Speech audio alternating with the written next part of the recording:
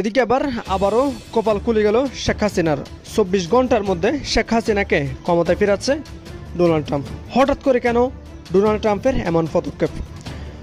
মহাবিপদে পড়েছেন ডক্টর ইউনূস এবং সমন্বয়ক নাহিদ এবং আসিফ মাহমুদ।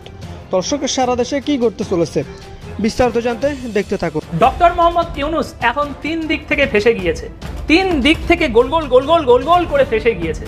সোজা যুক্তরাষ্ট্র থেকে শেখ হাসিনার জন্য এখন সরাসরি সমর্থন এসছে। শেখ হাসিনা অতি দ্রুত বাংলাদেশে ফিরতেছে এবং অন্তর্বর্তীকালীন সরকার ডক্টর ইউনূস তিনিও আপনার পালাই যেতে কি একটা পথ মনকে তিনি অলরেডি খোঁজা শুরু করে দিয়েছে, দেখতে পারবেন। তুলসী একবার তাকালেন ডোভালের দিকে, তারপর বললেন, আপনি কি চান? শেখ হাসিনা প্রায় সঙ্গে সঙ্গে বলে উঠলেন, আমি ফিরতে চাই দেশে। তুলসী এক মুহূর্ত ভাবলেন, তারপর বললেন, কবে ফিরতে চান? শেখ হাসিনা মুখ সাথে সাথে বলে উঠলেন, যদি বলেন আজ রাতেই ফিরতে হবে দেশে, আমি রাজি। তুলসী আবার শেখ হাসিনার সঙ্গে সাক্ষাৎ করছেন। এটা যদি সত্য হয় তাহলে বাংলাদেশের সরকারের জন্য সেটা আরো বড় বিপদের খবর হতে পারে। যে কোনো সময় বাংলাদেশের মোড় ঘুরে যেতে পারে। ভারত, মার্কিন যুক্তরাষ্ট্র যদি মনে করে বাংলাদেশের সেনাবাহিনীকে যদি সময় দেয়, যদি বলে যে 10 মিনিট সময় মোহাম্মদ ইউনূসকে সরিয়ে দিতে হবে, 10 মিনিটে মোহাম্মদ ইউনূসকে সরিয়ে দেওয়া সম্ভব। ইন্টারন্যাশনাল খেলোয়াড় মোহাম্মদ ইউনূস আপনার বিচার হবে কাঠগড়ায় এবং সেখান থেকে সোজা ফাঁসির মঞ্চে। এই প্রথম নোবেল লরিয়েট আমি বলে রেখে দিলাম, আপনারা দর্শক লিখে রাখুন আপনাদের খাতায় আজকে ডেট দিয়ে। এই প্রথম নোবেল লরিয়েট যিনি ফাঁসিতে চড়বেন।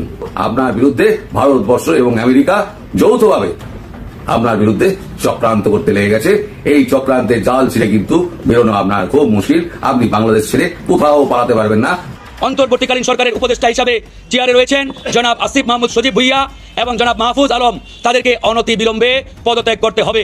তারা যদি পদত্যাগ না করে তাহলে গণ অধিকার পরিষদ অন্যান্য সকল রাজনৈতিক দল এবং বিপ্লবের পক্ষের শক্তিগুলোকে নিয়ে অতি দ্রুত কঠোর কর্মসূচি ঘোষণা করবে। পদ্মা সেতুতে নিয়ে যে ওখান থেকে পদ্মা নদীতে টুস করে ফেলে দেওয়া উচিত। আবার পদ্মা নদীতে দিয়ে 2টা চুবড়ি দিয়ে উঠাই নেওয়া উচিত, মরে যাতে না যায়। একটু পদ্মা নদীতে 2টা চুবড়ি দিয়ে সেতুতে তুলে দেওয়া উচিত। আমাকে উনি পদ্মা নদীতে চুবানোর জন্য পরামর্শ দিয়েছেন, 2বার চুবাতে হবে, যেন আবার খেয়াল রাখবে যেন মরে না যায়।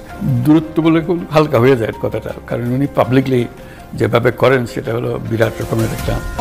আমাকে বলা হয়েছে আমি সুদখোর, বহুবার বলা হয়েছে। গ্রামীণ ব্যাংকের মালিক আমি না। সুদ যদি গ্রহণ করে থাকে সেই গ্রামীণ ব্যাংকের মালিকেরাই গ্রহণ করেছে। গ্রামীণ ব্যাংক থেকে আমাকে যখন বের করে দেওয়া হয় 97% মালিকানা আমাদের সদস্যদের কাছে ছিল। সুদ যদি গ্রহণ করে থাকেন তারাই গ্রহণ করেছে। একটা সময় ছিল যখন তার নাম উচ্চারণ করতেও ভয় পেত কেউ। একসময় বাংলাদেশে এমন এক সরকার ছিল যারা ভাবতেন ডক্টর মোহাম্মদ ইউনূসের মতো একজন মানুষ নাকি এই বাংলাদেশের জন্য বোঝা। দর্শক, ভিডিও ইন্ট্রো দেখে নিশ্চয়ই বুঝতে পারছেন ভিডিও কতটা গুরুত্বপূর্ণ হতে চলেছে এবং বাংলাদেশের এই ভয়াবহ অবস্থার মধ্যে কি করবে ডক্টর ইউনূস। দর্শক, বাংলাদেশের সব থেকে রাজনৈতিক প্রেক্ষাপটে বর্তমান এমন একটি পর্যায়ে চলে যাচ্ছে যেটা ডক্টর ইউনূস নিজেকে ব্যর্থ প্রমাণ করছেন এবং শেখ হাসিনা তিনি প্রত্যাবর্তন করবেন, এটা কিন্তু আওয়ামী লীগের বিভিন্ন নেতাকর্মীগণ কুচক্র মহল তারা কিন্তু কূটনৈতিকভাবে এগিয়ে যাচ্ছে। তবে আসলে কি দেশের মধ্যে ডক্টর ইউনূস ব্যর্থ হবে এবং শেখ হাসিনা ফিরে আসবে, এই ব্যাপারগুলো আপনাদের কি মন্তব্য? সরাসরি আমরা প্রতিবেদনকে দেখবো, দেখলেই সকল উত্তর আপনারা পেয়ে যাবেন। চলুন আমরা প্রতিবেদনকে দেখে নিই। তাতে এটি সুনিশ্চিত যে আপনার বিদায় নিশ্চিত এবং সেটি খুব নির্মমভাবে হবে যদি না আপনি এখান থেকে পলায়ন করেন। তবে পলায়ন আপনি করতে পারবেন কিনা সে ব্যাপারেও কিন্তু কোনো গ্যারান্টি নেই, কারণ ইউএস এবং ভারত আপনাকে কোথাও পালাতে দেবে না। আপনি যা করেছেন, আপনি দেশদ্রোহিতা করেছেন এবং আপনি খুনি।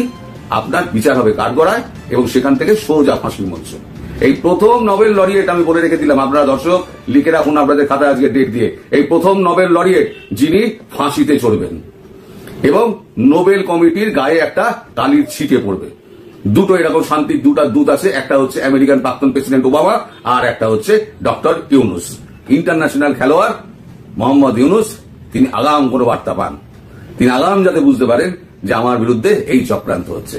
কিন্তু আপনার বিরুদ্ধে ভারতবর্ষ এবং আমেরিকা যৌথভাবে আপনার বিরুদ্ধে চক্রান্ত করতে লেগে গেছে। এই চক্রান্তের জাল ছিঁড়ে কিন্তু বেরোনো আপনার খুব মুশকিল। আপনি বাংলাদেশ ছেড়ে কোথাও পালাতে পারবেন না। বাংলাদেশে ওই যে ফাঁসি মঞ্চ আপনি করেছিলেন না, আপনি আসিফ নজরুল এইসব করেছিলেন না, গিয়ে আবার দড়ি টানাটানি করে দেখে এসেছেন ঠিকঠাক আছে কিনা, তো সেই সব ফাঁসি মঞ্চের আগেই তো টেস্ট করে এসছেন। এবার সেখানে চলার জন্য তৈরি হয়ে যান, সিট বেল্ট বেঁধে ফেলুন। আপনাদের একবারে হরিয়াম তৎসৎ নিশ্চিত এবং সেটা কত তাড়াতাড়ি সেটা আমি বলতে পারছি না, তবে খুব একটা বেশি সময় লাগবে বলে আমার মনে হচ্ছে না। ডক্টর মোহাম্মদ ইউনুস এখন 3 দিক থেকে ফেসে গিয়েছে। প্রথম ভারত, দ্বিতীয় যুক্তরাষ্ট্র, তৃতীয় চায়না। 3 দিক থেকে গোল গোল গোল গোল গোল গোল করে ফেসে গিয়েছে এবং একটা মাকড়সার জালের মধ্যে তিনি এখন ফেসে দাঁড়িয়ে রয়েছে। কিন্তু এই মাকড়সার জালের মধ্যে ফেসে গিয়ে মোহাম্মদ ইউনুস এখন ছটফট ছটফট করছে, অথচ তিনি বুঝতে পারছেন না যে এই মাকড়সার জালে ফেসে যাওয়ার ফলে তিনি এখন যতই ছটফট করুন না কেন, যত বেশি ছটফট করবেন তত বেশি তিনি জড়িয়ে পেঁচিয়ে একেবারে লন্ডভন্ড করে ফেলবেন নিজের টোটাল নামটাকে। দ্বিতীয় খবর, সোজা যুক্তরাষ্ট্র থেকে শেখ হাসিনার জন্য এখন সরাসরি সমর্থন এসছে। অর্থ বুঝতে পারলেন? যুক্তরাষ্ট্রের ভাব ভঙ্গি, তাদের স্টেটমেন্ট, তাদের বক্তব্য থেকে স্পষ্ট এখন তারা বুঝিয়ে দিচ্ছে যে আমরা শেখ হাসিনাকে আমাদের তরফ থেকে, ট্রাম্প প্রশাসনের তরফ থেকে সরাসরি সমর্থন দিচ্ছি। এটা তো তারা আর মুখে বলতে পারে না এরকম সহজ সরল বাংলা ভাষায়, কিন্তু তাদের আকার ইঙ্গিত এবং আজ যে স্টেটমেন্ট দিয়েছে একদম গরম গরম স্টেটমেন্ট, তাতে এটা স্পষ্ট হয়ে যাচ্ছে যে যুক্তরাষ্ট্র থেকে ট্রাম্প প্রশাসন সরাসরি শেখ হাসিনাকে সমর্থন দিচ্ছে নাকি ইউনুস সরকারকে সমর্থন দিচ্ছে। এটা কোনো ওই যুক্তি তর্ক বা মন গড়া কথা নয়, একদম খবরের মাধ্যমে আপনাদের সামনে উপস্থাপন করব।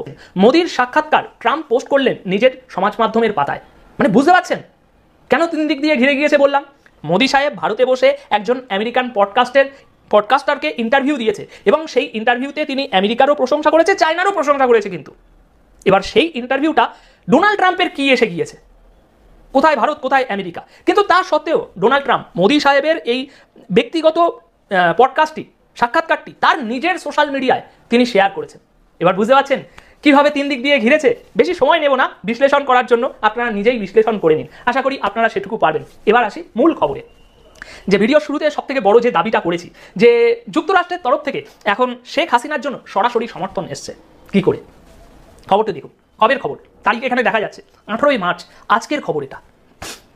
এই খবরে আমরা কি জানতে পাচ্ছি? এই খবরে আমরা জানতে পাচ্ছি যে আমেরিকার আরেকজন কর্মকর্তা, আরেকজন ডোনাল্ড ট্রাম্প প্রশাসনের আরেকজন কর্মকর্তা। কে সেই কর্মকর্তা? সেই কর্মকর্তা হচ্ছে secretary of state Marco Rubio. আজ তিনি আবার বলে দিয়েছে যে বাংলাদেশকে নিয়ে ডোনাল্ড ট্রাম্পের যে দৃষ্টিভঙ্গি, সেই একই দৃষ্টিভঙ্গি সেক্রেটারি অফ স্টেট মার্কো রুবিওরও। মানে ব্যাপারটা কি বুঝলেন? গত পরশুদিন তুলসী গ্যাবার্ট ভারতে আসলো, গতকাল তুলসী গ্যাবার্ট সরাসরি বলল যে বাংলাদেশে এরকম চরমপন্থার উত্থান হচ্ছে, মার্কিন প্রশাসন এই চরমপন্থাকে দমন করতে একেবারে এক পায়ে খাড়া। এই বক্তব্যটা দিয়ে তিনি যুক্তরাষ্ট্রে চলে গেলেন। মাঝরাতে ইউনুস প্রশাসন উঠে এসে, ওই জামাত শিবিরের ভয়ে ইউনুস প্রশাসন উঠে এসে যুক্তরাষ্ট্রের তুলসী গ্যাবার্টের বক্তব্যের বিরোধিতা করলো। মাঝরাতে এই বিরোধিতা করাতে দুপুর হতে না হতেই আমেরিকার দিক থেকে আবার বক্তব্য চলে আসলো। এইটা দেখুন না, হিন্দুস্তান টাইমসের যে বাংলা, সেই বাংলা এটা কভার করেছে।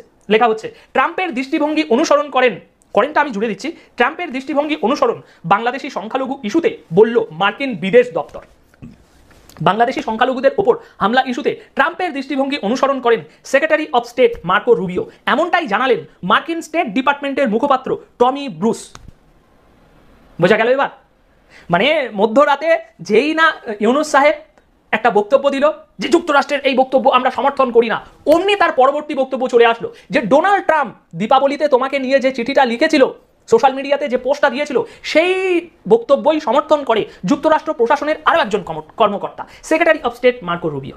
তার মানে বোঝা যাচ্ছে যে এক শেখ হাসিনাকে সমর্থন দিতে যুক্তরাষ্ট্র এখন কতটা মরিয়া হয়ে আছে। এক কথায় যদি বলতে চাই তাহলে ওই একই বিষয়, ইউনুস সাহেব এখন 3-4 দিক থেকে ফেসে গিয়েছে এই মাকড়সার জালে, এবং যতই তিনি নাড়াচাড়া করবে, লাফালাফি করবে, তত বেশি করে ফাঁসবে। এবং শেখ হাসিনার জন্য সমর্থন, এই ইউনুস সরকার এখন দেশের মানুষকে যে বিভ্রান্তিতে ফেলে দিয়েছে যে কোনো সমর্থন নেই, আমাদের এই ইউনুস প্রশাসনের সমর্থন সারা বিশ্বে, সেটা সম্পূর্ণ ভুয়া একটা ব্যাপার। বিশেষ করে যুক্তরাষ্ট্রের দিক থেকে শেখ হাসিনার সমর্থন যুক্তরাষ্ট্র, ভারত, রাশিয়া সহ এবার চীন থেকেও আসতে শুরু করবে। তার ব্যবস্থা করবে ভারত সরকার, মোদী সরকার। সারা বিশ্বের মোড়ল যারা যদি মনে করে, ভারত, মার্কিন যুক্তরাষ্ট্র যদি মনে করে, বাংলাদেশের সেনাবাহিনীকে যদি সময় দেয়, যদি বলে যে 10 মিনিট সময় মোহাম্মদ ইউনুসকে সরিয়ে দিতে হবে, 10 মিনিটে মোহাম্মদ ইউনুসকে সরিয়ে দেওয়া সম্ভব। কারণ আমি বিশ্বাস করি না যে বিশ্ব ধেয়ে আসবে বাংলাদেশের দিকে, আর এই মোহাম্মদ ইউনুসের জন্য বাংলাদেশের সামরিক বাহিনী, সশস্ত্র বাহিনী বিশ্বের দিকে তাক করে থাকবে, কিংবা বিশ্বের দিকে বিশ্ব বৈশ্বিক সামরিক বাহিনীকে মোকাবেলা করার জন্য রেডি থাকবে, এটি বিশ্বাস করি না। আমি আজকে আর এক বক্তব্যে একটা কথা বলেছিলাম যে বাংলাদেশে যে অবস্থা চলছে, এতে করে ইরাকের মতো 2003 সালে সন্ত্রাসবাদের অভিযোগে মার্কিন যুক্তরাষ্ট্রের নেতৃত্বে বহুজাতিক যে একটা হামলা হয়েছিল, সেরকম পরিস্থিতি কি বাংলাদেশে ঘটবে? আসার কথা হচ্ছে যে সেরকম পরিস্থিতি বাংলাদেশে ঘটবে না, কারণ ইরাকের প্রেক্ষাপট আর বাংলাদেশের প্রেক্ষাপট সম্পূর্ণ ভিন্ন। কারণ ইরাকে সেই সময়ের রাষ্ট্রপ্রধান বা সরকার প্রধান যিনি ছিলেন তিনি প্রায় 2 দশকের বেশি সময় দায়িত্বে ছিলেন। এই 2 দশকের দায়িত্বে থাকা একজন মানুষ খুব স্বাভাবিকভাবেই কেউ যদি তাকে হুমকি দেয়, প্রতিরোধ করে, তিনিও পাল্টা প্রতিরোধ করবেন। সাদ্দাম হোসেনকে 48 ঘন্টা সময় দিয়েছিল ইন্দো মার্কিন বাহিনী। সাদ্দাম হোসেন সেই সময়কে মাথায় নেননি, তিনি প্রতিরোধ গড়ে তুলেছিলেন, যার কারণে ইন্দো মার্কিন বাহিনী, বহুজাতিক বাহিনী, আরো বিভিন্ন দেশের সম্মিলিত বাহিনী ইরাকে হামলা করেছিল। কিন্তু বাংলাদেশে কি তেমনটা ঘটবে? বাংলাদেশে তেমনটা ঘটবার কোনো কারণ নেই। পাকিস্তানে ঘটতে পারে, পাকিস্তান সেনাবাহিনী বৈশ্বিক বাহিনীকে প্রতিরোধ করতে পারে, কিন্তু বাংলাদেশে সেটি হবে না। কারণ বাংলাদেশে বর্তমানে যে একটি সরকার, এটি হঠাৎ রাতারাতি আসা সরকার, এটি রাতারাতি বিদায় নেবে। কি বলবো, এটি তো একটা হঠাৎ সরকার, কিন্তু বাংলাদেশের একটা নির্বাচিত সরকার ছিল 5 আগস্ট সময়কাল পর্যন্ত, শেখ হাসিনার সরকার, আওয়ামী লীগ সরকার। সেই সরকারটি মাত্র এখনো পর্যন্ত কথিত আছে যে মাত্র 45 মিনিটের সময় দেওয়া হয়েছিল তৎকালীন প্রধানমন্ত্রী শেখ হাসিনাকে। 45 মিনিটের মধ্যে তাকে গুছিয়ে দেশ ছেড়ে নিরাপদ আশ্রয়ে চলে যেতে হয়েছে। সেই জায়গায় মোহাম্মদ ইউনূসের সরকারের জন্য 10 মিনিট যথেষ্ট। মোহাম্মদ ইউনূসকে রক্ষা করতে, সুরক্ষা দিতে বাংলাদেশের সশস্ত্র বাহিনী নিশ্চয়ই বৈশ্বিক বাহিনীর দিকে ধাবিত হবে না। আমি বলছি না যে তেমনটা ঘটবে, যুদ্ধ বাড়বে, এ হবে সে হবে। ভারতে গোয়েন্দা বৈঠক হচ্ছে, বিভিন্ন দেশের গোয়েন্দা বৈঠক হয়েছে আঞ্চলিক নিরাপত্তার স্বার্থে, সন্ত্রাসবাদের বিপক্ষে, এবং সন্ত্রাসবাদকে রুখতে হলে গোয়েন্দা তথ্য সবার আগে প্রয়োজন হয়, এবং এই তথ্য আদান প্রদানের জন্যই বৈঠকটি হয়েছে। সেখান থেকে যদি সিদ্ধান্ত হয় যে এই অঞ্চলে, দক্ষিণ পূর্ব এশিয়ায় সন্ত্রাসবাদ রুখতে প্রয়োজনে রুখে দিতে হবে যে কোনো মূল্যে এই দেশগুলোকে। পাকিস্তানের চ্যাপ্টার আলাদা, কিন্তু বাংলাদেশ চ্যাপ্টার আলাদা। বাংলাদেশে অত্যন্ত শান্তিপূর্ণভাবেই ইউনূস সরকারকে বিদায় ঘটানো সম্ভব, এবং বিদায় ঘটিয়ে পাকিস্তানি ধারায় যে বাংলাদেশ চলমান, এই চলমানতা এটিকে বন্ধ করা সম্ভব। কাজেই বাংলাদেশের মানুষের আতঙ্কিত হবার কিছু নেই। আমরা সাময়িক একটা কষ্টের মধ্যে আছি, সাময়িক সমস্যার মধ্যে একটা আছি। যে কোনো সময় বাংলাদেশের মোড় ঘুরে যেতে পারে, শান্তিপূর্ণ উপায়ে বাংলাদেশের মোড় ঘুরে যেতে পারে। শান্তিপূর্ণ উপায়ে ঘুরবার একমাত্র উপায় এই যে মোহাম্মদ ইউনূসের সরকার। মোহাম্মদ ইউনূস সরকার 7.5 মাস হয়ে গেছে। শুরু থেকে এই সরকারের যেটি লক্ষ্য করা গেছে, জঙ্গিবাদকে পৃষ্ঠপোষকতা দেওয়া, সন্ত্রাসবাদকে পৃষ্ঠপোষকতা দেওয়া। তো এই যখন পৃষ্ঠপোষক একটি সরকার, সেই সরকারটিকে বিদায় ঘটাতে হবে। এই বিদায় ঘটানোর জন্য 10 মিনিটের সময় যথেষ্ট। ক্যান্টনমেন্ট থেকে একটা শাহী আলান আসবে ইউনূসের কাছে যে আপনি রিজাইন দিন, সাথে সাথে রিজাইন হয়ে যাবে। কাজে এই বাংলাদেশের সমস্যাটা কিন্তু যে কোনো মুহূর্তের মধ্যে, এই যে আজকে যে মুহূর্তে কথা বলছি, এখন থেকে 3 ঘন্টা পরে দেখা যাচ্ছে বাংলাদেশের সমস্যার সমাধান হয়ে গেছে। এমনটাই কিন্তু হবে। বাংলাদেশের সমস্যার সমাধান খুব শীঘ্রই এবং যে কোনো মুহূর্তে হয়ে যেতে পারে।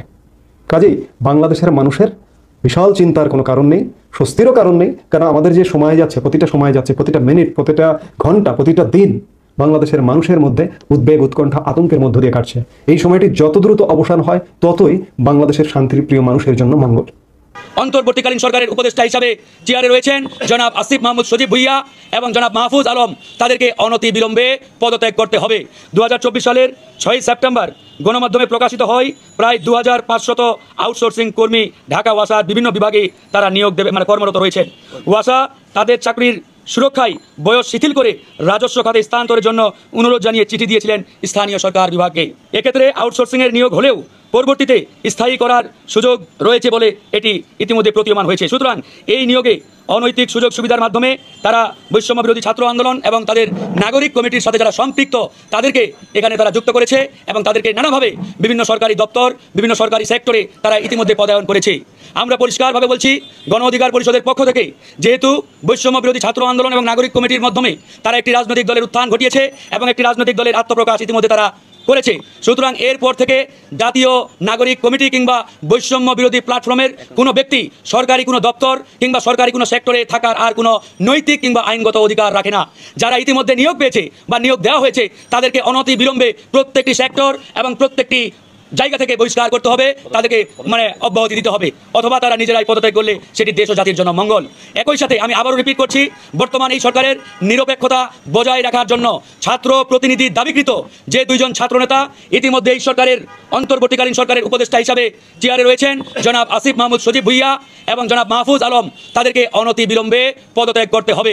তারা যদি পদত্যাগ না করে তাহলে গণ অধিকার পরিষদ অন্যান্য সকল রাজনৈতিক দল এবং বিপ্লবের পক্ষের শক্তিগুলোকে নিয়ে অতি দ্রুত কঠোর কর্মসূচি ঘোষণা করবে। সেই জায়গা থেকে আমরা পরিষ্কারভাবে বলছি, ডক্টর মোহাম্মদ ইউনূসকে নিয়ে আমাদের কোনো আপত্তি নেই, তিনি এদেশের সম্পদ, আমরা তাকে স্যালুট জানাই। কিন্তু প্রশ্ন হচ্ছে ডক্টর মোহাম্মদ ইউনূসের চতুর্দিকে যারা রয়েছেন এরা একটা আওয়ামী এজেন্ডাধারী, আওয়ামী দালাল এবং এরা নানাভাবে আওয়ামী লীগের কাছ থেকে সুযোগ সুবিধা নিয়ে এই সরকারের যে ছাত্র উপদেষ্টারা ইতিমধ্যে রাজনৈতিক দল গঠন করেছেন, তাদেরকে নানাভাবে তারা পৃষ্ঠপোষকতা করছেন। আমরা এটাও শুনেছি আওয়ামী বড় বড় ব্যবসায়ীদের কাছ থেকে মোটা অঙ্কের টাকা নিয়ে আসার জন্য এই সরকারের 2 থেকে 3 জন উপদেষ্টা অত্যন্ত ঘনিষ্ঠভাবে কাজ করছেন। সেই 2 থেকে 3 জন উপদেষ্টা কারা তারা আপনারা ইতিমধ্যে জানেন, সেটা সোশ্যাল মিডিয়া এবং গণমাধ্যমে অনেকবার নামগুলো উঠে আসছে।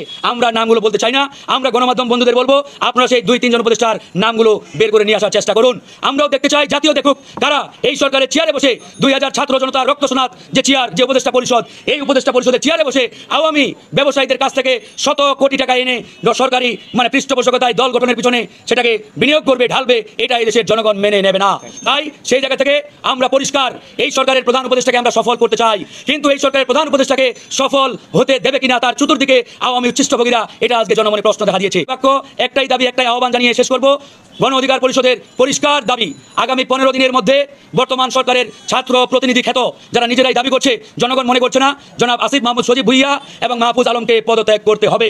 তারা যদি আগামী 15 দিনের মধ্যে পদত্যাগ না করে এবং ডক্টর মোহাম্মদ ইউনূসের সরকার এই বিষয়ে যদি কার্যকর কোনো উদ্যোগ না গ্রহণ করে, তাহলে জনগণকে সাথে নিয়ে এবং বিপ্লবের পক্ষের সকল শক্তিকে নিয়ে গণ অধিকার পরিষদ কঠোর কর্মসূচি ঘোষণা করতে বাধ্য হবে। এমনকি আমরা যমুনা ঘেরাওয়েরও কর্মসূচি দেবো ইনশাআল্লাহ। পদ্মা সেতুতে নিয়ে যে ওখান থেকে পদ্মা নদীতে টুস করে ফেলে দেওয়া উচিত, আবার পদ্মা নদীতে দিয়ে 2টা চুবড়ি দিয়ে উঠাই নেওয়া উচিত, মরে যাতে না যায়। একটু পদ্মা নদীতে 2টা চুবড়ি দিয়ে সেতুতে তুলে দেওয়া উচিত। আমাকে উনি পদ্মা নদীতে চুবানোর জন্য পরামর্শ দিয়েছেন, 2বার চুবাতে হবে যেন ওর খেয়াল রাখবে যেন মরে না যায়।